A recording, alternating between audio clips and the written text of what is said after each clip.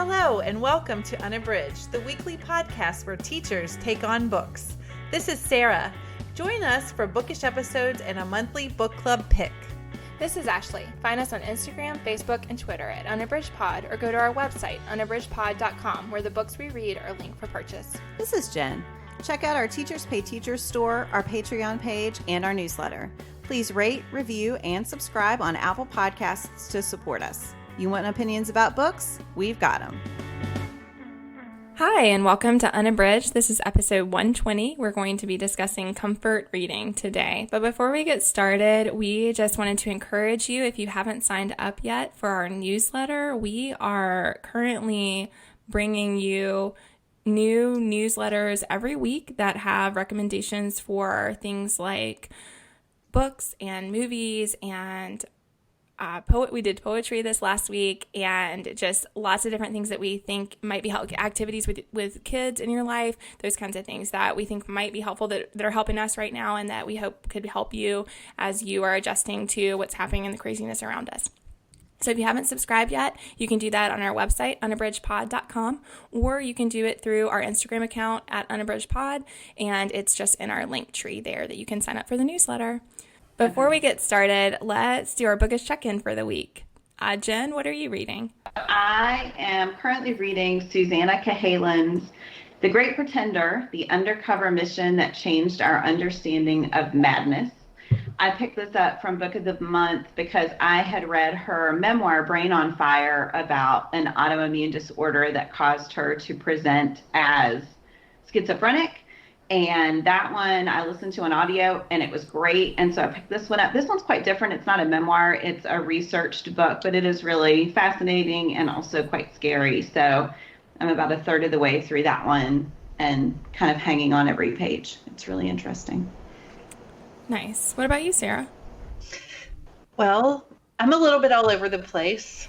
I'm sure if you listen, that's not surprising, but I've started several books and I'm just having a hard time concentrating. But one that I am reading on audio when I have a moment, I have found it's more challenging to read my audiobooks now because I'm not in my car as often. But I am reading Katherine Center's Things You Save in a Fire. I really liked her book, How to Walk Away, that I read last year. So I was really anxious to read this. And I also do have a hard copy of this one. So once I'm finished with the hard copy book I'm reading, I will also move to listening to the audio and trying to finish up with the Things You Save in the Fire hard copy. I'm really liking it. It's about a female firefighter, which I find really interesting. I'm not too far into it, but she is, in the very beginning of the book, she's receiving an award, and the gender dynamics are playing because she is one of very few female firefighters, and I'm really excited to see where it goes. Ashley, what are you reading? So I started on my Kindle. So first of all, I should say, Sara, that I really relate to the audio struggle. I normally do quite a bit of audiobook reading, and I do it in the car, and I also do it when I run at the gym. And since I'm not doing either of those things right now, I realized that the book, I was doing Megan Angelou's Followers, which I really enjoyed, but then I realized like the last, period of time has gone by and I haven't listened at all. And so I like that idea about trying to find if they have things on script that are on audio that I already have at home. I think that's a great strategy. That way I can feel like I'm making some progress and go back and forth between a paper copy and the audio. So I think I'll try that next. But right now I am reading Louise Penny's. Sorry, listeners, I just need to say that I will, in my editing, try hard to fix my P's and my B's. I'm also going to try to say them very softly, but I ordered a pop filter that is like 6 weeks backed up because, the whole world is trying to do everything remotely right now. So forgive me if my P's are a little abrasive. Okay, so one more time. I'm reading Louise Penny's Still Life. I have never read any of her books, and they have been recommended to me so many times as great access into the cozy mystery world. I don't read a lot of mysteries, as people who listen often know, and a lot of times I don't particularly like them, but I haven't really tried this specific cozy mystery type of mystery before, and I am loving it. I'm reading on my Kindle, and it's like Sara said, I also have started a lot of books lately in an effort to kind of dig myself out of it's not that really a slump, but just kind of, I feel like I'm not making the progress that I want to make. And so because of that, I keep starting new things to try to go faster, basically. And that is never effective, but it's also hard not to do it. But this is the one that I'm making the most progress on for sure, because I'm just really enjoying the story, and I find it engaging enough and not stressful at all. And so that's been a great fit for me. So again, that's Louise Penny's Still Life. I do just want to say, as far as going back and forth between audio and paper, if anyone has a Kindle Unlimited subscription, sometimes you can get those for really cheap prices, like for a 3-month trial. And a lot of times those come with WhisperSync. So that is a great option for people who want to be able to go back and forth. I've really appreciated that with some books that I want to get through more quickly. So that's a great idea. I don't know if they're running a deal now. I was thinking that now would be a good time I think you would really like it.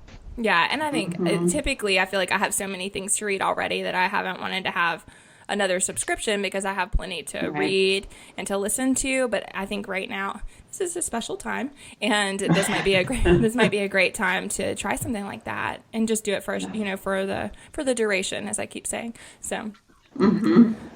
Awesome. So listeners, today we're going to be talking about comfort reading. And when we started thinking about that, we realized that might look really different for different people. So we're each just going to share a bit about what we find comforting in reading, and maybe make some recommendations for you about things that we think that you might be interested in.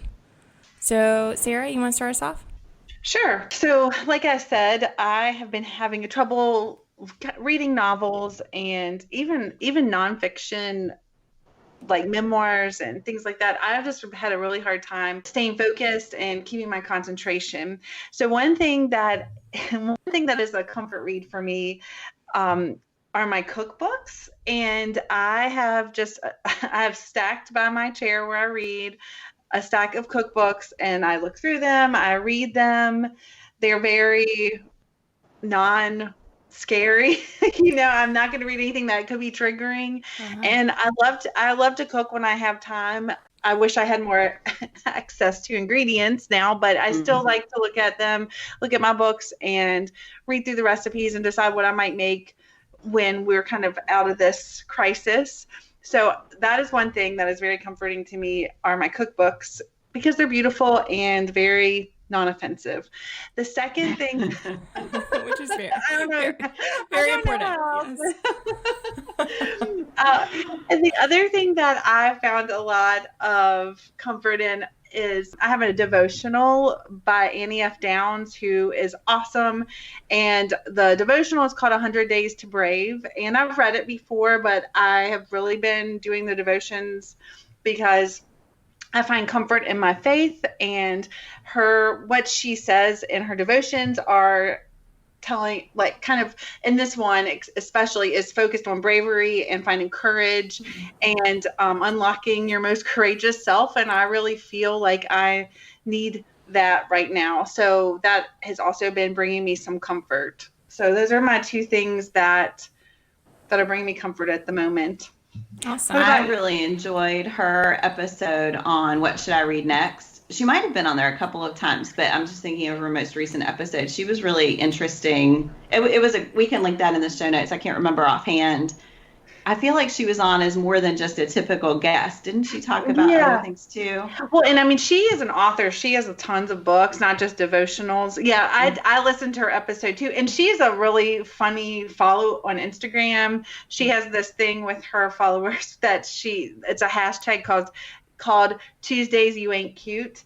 Because she says all these terrible things always happen to her on Tuesdays. And so her followers will do the hashtag and show the things that make Tuesday You Ain't Cute type thing. So we can link to all that. But yeah, she's a good follow, and she's really funny and very personable. So yeah, I really like her. Nice. That sounds great. What about you, Jen? So just in general, I find comfort in reading. And I have found it doesn't really matter what it is. It's just the act of reading in itself. But I will say I've been reading a lot of fantasy since, our world has shut down here. And so recent fantasy books that I've really loved, Sarah J. Maas's House of Earth and Blood is the first book in her new Crescent City series. It is quite long, so for people who like to just escape into a world for a long time, it's one of those that when you come out, you kind of feel like you're not in the real world. That was a great read if you like Sarah J. Maas. It's urban fantasy, so it's quite different maybe from her Court of Thorn and Roses series, which I know a lot of people love. I read Elana K. Arnold's Damsel right before all of this started. I actually read that on our way back from Podfest, and that was this great YA fantasy novel with a really strong feminist message that I really enjoyed. I know Ashley and I have both loved Brigid Kemmerer's A Curse So Dark and Lonely, and so I have the sequel to that on the slate. But yeah, for me, it's just been reading in general and that act of being able to escape, whether it's romance or fantasy or sometimes even cathartic books. Like, it doesn't even matter if I find it to be overly emotional. It's just that, okay, I can stop thinking about our world for a few minutes and think about the world of the book. But nice. Yeah, that sounds great. Yeah, that's a good point about the fantasy series. I have had the Cassandra Clare's The Lady Midnight. Is that the right? Mm-hmm. I'm not sure the name of that series, but I borrowed that from Jen quite a while ago and have all three of those, and they are huge. And I have been letting them sit there forever because they're so big. But now might be a great time to just dive in, and I might find that I make better progress on something where I already, again, feel like I'm making traction, because I think that's important. Like, when you already know the characters and you already know the world, sometimes that can move more quickly or just keep me going in a way that moving back and forth between books wouldn't. So, but yeah, for me, I have found a lot of comfort recently in looking back at poetry. I really love poems, and there's the peas again. I really love... Maybe you all can't hear it, but I sure can. And I know I'll hear it when I'm editing also. Anyway, I really love poetry. It's something that I came to love in my life. I was very much a prose person, both in my writing and in my reading. Like when I was studying English and when I was doing literature, I mean, that was always what I gravitated toward. And then I really had to grapple with poetry when I started teaching AP literature. And it was like opening up a new world for me. And so it really changed my attitude about it. And now I find that that is something that I really find comfort in. And it's also something that comes to my mind when I'm struggling. So, this is a very hard time. And so there are a lot of things that I'm really focused on gratitude right now. And I keep trying to ground myself in the joy of not rushing from place to place and realizing that we have time to do things, because I have very little kids. And I think a lot of the time in our normal lives, every second you're trying to rush on to the next thing. And we just really don't have that right now. And I've tried to appreciate that stillness. And so that has made me think about, all the poems that I love that focus on nature or on the connections to the world, like that kind of thing. So a couple of poets that I think are great for that are Wendell Berry. I love his poetry. He also has essays, and so he's a great choice. We have his collection called Window Poems at our house, but he's very prolific, and there's tons of stuff that you can read online. So Wendell Berry is a great one if you're looking for some peaceful poetry, focuses on nature and also on gratitude. I think he's really great for that. And Mary Oliver is another. I have her collection West Wind, but she's another very prolific author who has lots and lots of poems. She also has some essays, and I think she's just another great fit for poems that are focused on stillness, on appreciating what's around us.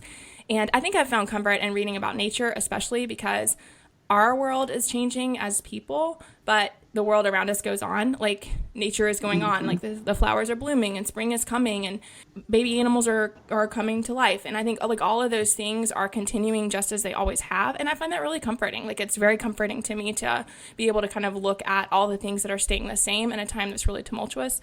So I think those poems are great for that. Another author I really love is Nikky Finney. I have her collection Rice and also her collection Head Off and Split. But I think that she's another great poet to read and is just she's really an amazing writer and can be a very fulfilling read. And then I have one more that I wanted to mention, and this is a collection that is about grief, and it's called The Art of Losing, and it's edited by Kevin Young, and the subtitle is Poems of Grief and Healing. But I think that in a time like this, for one thing, that collection got me through a really hard time in my life several years ago. And I think that in this kind of time, it is a kind of grief. I think there is some grief in us struggling to adjust to change. I think we all feel the loss of the things that are different now from what they were just a couple of weeks ago, and just kind of that upheaval of not knowing what's coming next. So I think that's a great collection that's really just beautiful and helps bring solace and also helps bring celebration for what can seem like a really terrible time in people's lives. I think a lot of the poems focus on going through the emotions of that, but also like the carrying on and how to do that, how to find some redemption, how to find some hope. And so I think that's I love that collection, and I think it's a good one to try out right now if you're interested in trying some poetry, because it has a wide range of poets in it, and that would help you find some people that you like. I will say, since I have been friends with Ashley, I have come to appreciate poetry more and more. And last week when we sent out our newsletter, last week's newsletter had some poems that Ashley curated, and even my mom was like, I really just enjoyed those poems.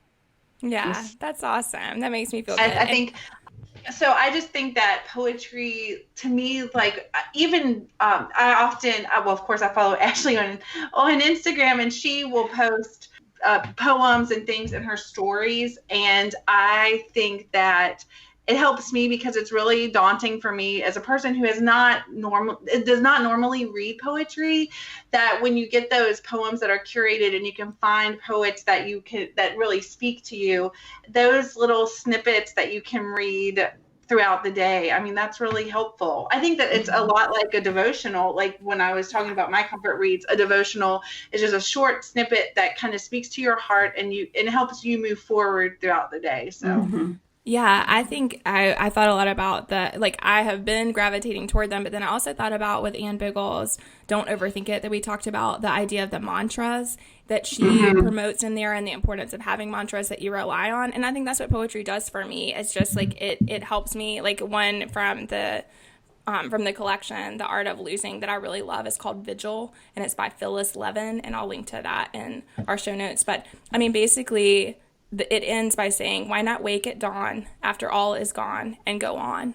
And it's just this idea of like, it's a really beautiful poem, and it's kind of talking about it's a dark time. Again, this is about grief, but it's also like, here we are. And that, and I find a lot of comfort in that. And so, yeah, I think, like you said, Sara, it's a lot like the devotionals and just like the mantras and holding on to things that help us stay grounded at a time that can feel really unsure. Yeah. Awesome. Did y'all want to say anything else about comfort reading before we do our Give Me One? I was just going to say that I can link in the show notes I realized I didn't say any specific cookbooks that I've been reading, but I can link to the ones in my stack in the show notes. But one that I love, and I've talked about before, and I just made a recipe because I did have a whole chicken that I needed to cook, but the Whole Smith's Good Food Cookbook. She is a mom, so not that non-moms can't have great cookbooks, but she's a mom, and I feel like because I often try to cook with whole ingredients, sometimes the recipes can be daunting, and I feel like she does a really good job of kind of curating and putting together recipes that are both healthy and they don't have like 2,000 ingredients. So I really like that cookbook, and it's beautiful. So I often am looking through that one to try to find the next recipe I want to make. So I can also provide a list of the cookbooks that I love. That's all. Cool. Yeah. Yeah. And I didn't mention, but I do think like the cozy mysteries that I talked about, the Louise Penny, I think that I am apparently going to find that very comforting. So I think I plan to read some more of those, and that romances are something that I've really found that I enjoy recently that I didn't know that is comforting and pretty fast moving for me. So I think we've been publishing Bookish Faves on our blog each Monday, and I can just do a long list on as a Bookish Fave. So watch out for that. I'll try to do it either the week of or the week after this episode releases. So if people are looking for other types of escape reading or comfort reading, that you can find it there. Awesome. That sounds great, ladies. Okay, so I think we're going to end with our Give Me One today. And we decided our topic is something that's working for us right now. Jen, what do you think? Sure. So one thing that my family often does when we have free time is go to the movies. Obviously, that is not happening right now. And my boys have really wanted to see the Pixar movie Onward. And we're kind of disappointed that we weren't going to be able to go to the theater to see it. And so the fact that some movie studios have released their current movies for online streaming, most of them you do still have to pay for. And I will say it is more than you usually pay for streaming movies. But as my husband possibly rationalized, it's less per person than it would be if we went to the theater. So we did pay to watch the movie Onward, which was great. Oh, my goodness. We loved it. I cried. I laughed. It was really good. It's a great Pixar movie. I want to see that one. It's so sweet. It's really great. So we watched that, and that is one thing that we're sort of strategizing big movies that my kids want to watch. I'm dying to show them Lord of the Rings, though I'm not sure if they're ready for it yet. But kind of longer things, too, that we've been saving, I think are nice because, again, like Ashley said, we have time now, so we can watch longer things and not have to worry about bedtimes as much as we normally do. Also, this is a much shorter activity, but my younger son has been loving Jarrett Lerner's website, and he has these great finish the comic activities set up for kids. So he'll have I think it's a 6 or 8 panel comic, and he'll have, say, 3 of the panels filled in, and then kids have to finish the other panels. And my son loves to draw, and he loves to tell stories. And so he has been having a great time with those. I'm really appreciative of all of the authors and all of the educational companies who have been putting free resources online. Yeah. At times it's been a little overwhelming because we're sharing those among our instructional technology staff, and I feel like there's so much out there, but I'm also really grateful for it because I feel like there's something for every kid and every parent to find. And I will just say, I spoke with one of my good friends who homeschools, and she said she used to teach in the public school, and then when she started having children, she changed over and started homeschooling. And she just said, allowing your kids to follow their own curiosity, that is like the number one tip as a homeschooling parent she would offer, that you don't have to plan every minute. And I think our division has focused a lot recently on Genius Hour and 20% time. And I'm like, that can be the way kids are learning now. And so just kind of reframing the way we're thinking about planning kids' time has been on my mind a lot. Sorry, that was 3 things and I was only going to do 2. But I did just want to share that tip from my friend. I think that's a great tip because a lot of us are looking at that right now with our kids at home and thinking about how to help them continue to learn, but in a way that's going to be manageable for us and for them. So yeah, I think that's a great tip. Sarah, what about you? So I have a couple of things. One thing is that we've been getting outside, but we've also been having some rain, and sometimes it's nice to have something structured that the kids can do in terms of physical activity. And so there are 2 people that I wanted to recommend for that. One is Joe Wick, who is a UK PE teacher. He has a YouTube channel that has tons of workouts for grownups on it, but he is starting every work day, releasing like a 13 to 15 minute video for PE. And it's basically a PE class for kids. So the kids can do it, parents can do it with kids, and we will link to in the show notes to his YouTube channel. But I think that's awesome. And I think sometimes kids just need someone besides me or a parent trying to tell them what to do for physical activity. So I think that will be great. I know my kids will like it.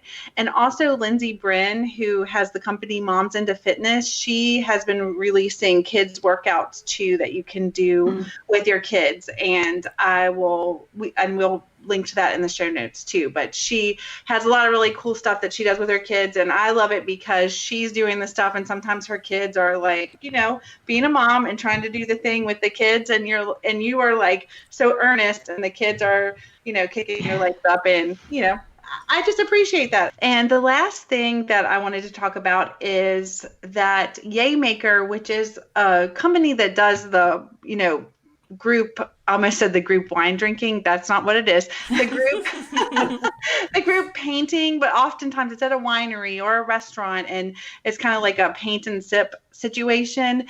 They have taken and have their employees doing online paint classes. And normally, like when you go to a winery or a bar or a restaurant and do these, they're like $45 because you pay for the supplies and then like a glass of wine or whatever, and then the person's time. But online, they are offering classes, and they're also offering classes for kids or ones that are appropriate for kids, and it's only $10 or $15. My daughter did one the other night. The classes do last a couple hours, and my daughter is all about the art, so she was so into it, and she did a great job. So that is something to think about, that the classes are kind of long, but they also have some drawing classes geared right to kids, so I'm not sure that they're as long as the painting classes. And then we're going to try one of those too, so I can report back. But it's really nice. We used just what we had at the house. We had some canvases, but we also have drawing paper, and we were able to scale because our canvas was smaller than the one the artist was using. It was just a really fun time for her, and we enjoyed it, and we'll definitely try it again. And I appreciate, again, like Jen said, the companies, the fitness companies and the app companies, and everyone who is trying to help out during these times. So it's been nice to see that, I think, in the world, when a time when we feel either scared or anxious, seeing how so many companies are coming together to offer all these free or discounted activities to help, to do their part to help while everyone's stuck at home. Yeah, for sure. Ashley, what's your give me one? Jen and I cheated today. I know. I was like, I have a few things I can share too. One thing I wanted to add on with what Jen said about the streaming is we have Disney Plus, and which we got for our girls, and we haven't wound up using it as much as I hoped to for them for their series stuff, but it does have the Star Wars series. The original Star Wars movies are on there, and we have been rewatching those this week, and it has been great. So I just wanted to say that, like you said, Jen, I mean, I just think those epic stories, it's been really fun to watch them. I haven't seen them in a long time, so it's been fun because I know them, but I'm still kind of surprised by what's happening because I don't remember them as well as I thought I would. So that's been really fun. So yeah, I agree I will probably be starting another series after that because it's been easier to enjoy. And we're not watching them like one movie a night or whatever, but it's been nice to do that instead of trying to watch a TV show because it just felt easier to kind of get in and out of something that I'm already in the middle of. And so that's been good. But I wanted to share the thing I'd planned to share for Give Me One is a podcast that my daughter, who is 5, is loving, and it's Wow in the World. It's an NPR podcast, and she loves it so much. And so she listens to it. I mean, seriously, now that she's been off of school, she listens to it at least once every day. She'll re-listen to an episode, and often she'll listen to them back to back if we will let her. But she just really is fascinated by it. It's really well done. It's Guy Raz and Mindy Thomas, and they are hilarious in this, which is funny because, you know, we usually hear them like doing the news and they're very serious. So, but they're really funny. They have great information, and it's a very science-oriented podcast, which my kiddo loves. And so it's been really fun. And what's been really cool, just like you all were saying about how neat it's been to see all the things that people are doing to help us through this time. They just started on Monday releasing a daily episode. So that is pretty mind-blowing to me since we're in the podcasting world and we know what it takes to do an episode every week, but they now are doing them daily in addition to their normal weekly one. So they have some shorter ones each day. It's 2 what's and a wow. And so it's these like facts, and then they're having to figure out which fact is the true one. And they'll have to listen back to find out. So it's just really great. So I already was loving it. And then when they switched to that and announced they were going to be doing that this week, I mean, she was just over the moon. And that means a lot to a mom who is like thankful that something that she's already loving, she's going to have a lot more of now. So yes, I'm really excited about that. And one more thing that my 5-year-old has really been enjoying. So my kids are 3 and 5, and they really enjoy workbooks. So I am not promoting, while we're giving homeschooling tips, I do not think that kids need to sit and do lots and lots of worksheets or whatever in order to learn. But my kids like them, my 5-year-old especially, and she'll burn through quite a few in a workbook. And I don't know if you have tried to find any workbooks for your kids lately, but if you have, you will know that they are out of stock, possibly for the duration. So, because of the sudden onslaught of people looking for those for younger kids. But one thing that I ordered when all this started was Hidden Pictures. Highlights still has the Hidden Pictures collections. And so just like a lot of us read highlights when we were kids, and they had like a page of it or whatever in the magazine, they have, I'll link to this because I think it's still available. They have a set of 4 of those books that are just, the whole book is Hidden Pictures. And it was $24 for the 4, and so I was worried that it wasn't going to be worth it. But oh my goodness, my 5-year-old has been doing those for the last few days, and she just loves them. She will spend hours looking for all of the things, and they are really challenging. Like, it's a little bit too much for my 3-year-old. I just ordered her a simpler one to do because these ones, I mean, I can do them and they're challenging for me. So it is hard to find the things in them. But I just wanted to mention that because if you're looking for things that your kid can enjoy doing that's great for critical thinking and concentration, but that also is still available for younger kids and something that you probably can still order, those have been a great and surprising choice for me.